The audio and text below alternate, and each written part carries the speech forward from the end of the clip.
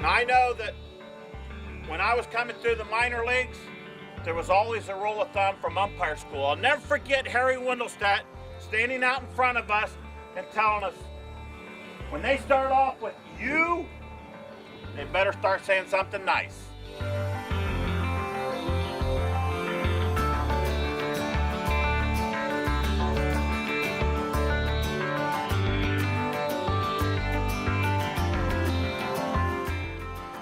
If I could make the perfect umpire, he would have a great strike call. Strike three!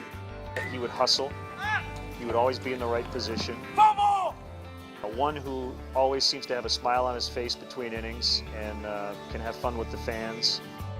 I think one who does talk to players, gets their thoughts and feelings about how things happen on the field, is one who I think likes to be a part of the game and to understand how things happen. When you think of Ironmen in baseball, Cal Ripken Jr. quickly comes to mind. Another? Bruce Fremming. On most days, his job required about 3 hours in front of a large audience. When he worked the plate, he was required to make close to 300 decisions in a moment's time. After 37 seasons in the major leagues, 13 more in the minors, Bruce Fremming has been recognized as one of the greatest in his field. You know, when you've umpired more games than anyone else in history, I mean, I think you got to start right there. The overriding thing people have to know about Bruce is, you know, he's all bark and no bite. He was on that field and he looked like a little general, and you know, he was yelling at guys, but he almost did it with a smile and a wink. I tell you, Bruce is a very, very dear friend, and not only was he a good umpire, but he was an umpire's umpire, and that means that whatever happened on the field, he's going to be there for you. If you're a young umpire coming up, he wouldn't step in, you know, he would give you your space and let you handle your situation, but he wouldn't let you get eaten up by the wolves either. I mean, he ran his crew, and he, you know, ran the game unlike any other. Bruce and my old man were great friends. They worked together on some really great crews. They probably have a lot of stories that they never wanted to share with us, but they were best friends, and I was lucky enough to work with Bruce for that time. And we had some great times, and working on the field with my dad and working with Bruce, you walk out on the field with them and you know you're not going to have any problems. They had been through it all. They had seen it all. And as a young umpire, you come into the game thinking that you're untouchable. You know, you worked so hard to get there, but it's nice to have that senior calming presence just to let you know if something crazy happens and the 30,000 fans are screaming at you, they can walk over and say, hey, good call, kid. Keep it under control, settle down, do what you've done to get you here. I do remember a Cubs game one very warm August. I believe it was a Wednesday evening, and it was warm and humid, and the umpire blew a call at home plate, and it was pretty obvious that he had missed the call. And I just remember the fans at Wrigley Field really being on that umpire. And you know, him turning back and just kind of looking, and you could just see in his face a defiance, but also a sense of the experience of what it would be like to have everybody, 40,000 people, essentially thinking you just did a terrible job. If an umpire makes a great play, you're not going to read about it the next day. If he makes a big mistake, you're going to read about it the next day. Being an umpire is an object lesson in selective perception.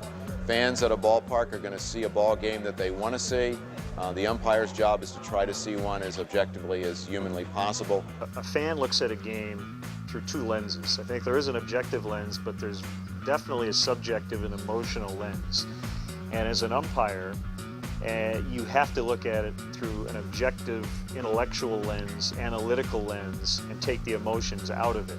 So right off the bat, it's not even. It's a physically demanding job because they're standing for 3.5 hours, sometimes in sweltering heat, or the other end of the spectrum, cold weather early and late. And we're up in a nice warm press box or air-conditioned press box, depending on the time of the season. And we can go have a bathroom break, and we can go get something to eat or drink. And they're down there. You know, one of the bat boys might bring them a bottle of water on a really hot, steamy day, but otherwise they're out there for a long time without a break. And I don't think that people realize the physical toll it takes on you too.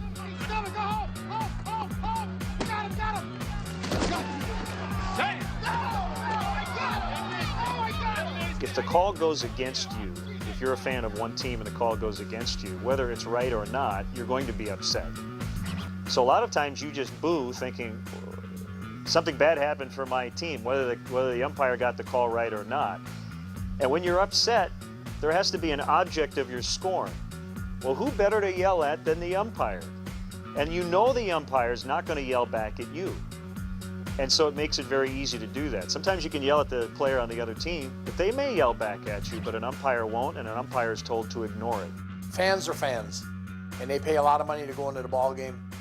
And, you know, I know I'm going to get screamed at by different people, and you hear booing, and people say they don't hear noise. You hear noise in reference to a call or whatever, but that's part of the job. When an umpire is good, he's almost not there. One day a pitch came in inside the Kuykendall, and whatever it hit, the ball went over the roof. And over the roof of the minor league stadium. And I put a new ball in play, and I called it a foul ball. Kuykendall was a very low-key guy. And he said, "Bruce, the ball hit my arm." I said, "There ain't no ball hits your arm and goes over the roof." So Freeze came out, and we had a discussion, not much of an argument, but because I think he thought the same thing. How could it hit your arm in the ball? But he did say, look at his arm, and I couldn't see anything. And I was staying at a hotel in Wenatchee, Washington, and Columbia Hotel. And the next day I got a phone call from Freeze. Now Kuykendall stayed in the game for a couple more innings, and then he left. So now it's in your mind, well, maybe he did get hit, but you know, went over the roof. It couldn't hit. Had to hit the bat. So Freeze called me the next day in the hotel, and he said, if you get a chance today, it'd be nice if you go up and see Mac. He's in the hospital with a broken arm. So, you know, umpires do make mistakes. They say a good day for an umpire is when you don't know he's even there. Umpires are also known for the extremely visible and volatile ejections of players and managers.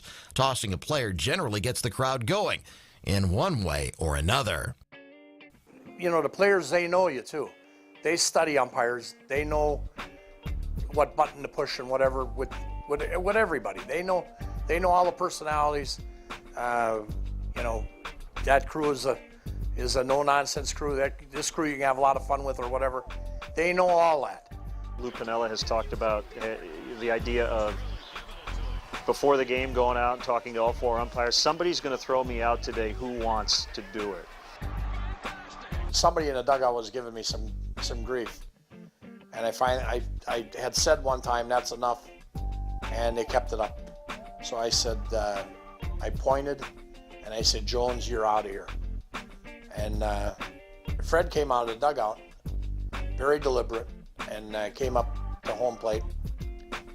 And he said, hey, kid, what do you got? And I said, I got Jones is out of here, and I want him out right now.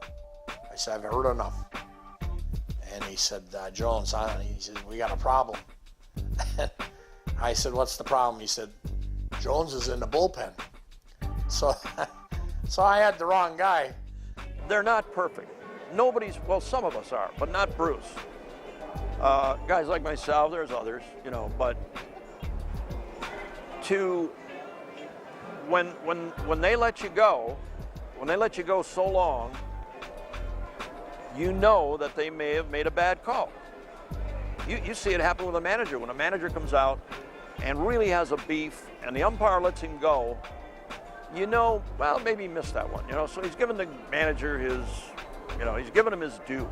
It's the same with a player, but when you start getting personal, or there is a magic curse word that is automatic, it's automatic. I don't care, you can be on your way home, and if he hears you, you know, he pulls you off the freeway, you know.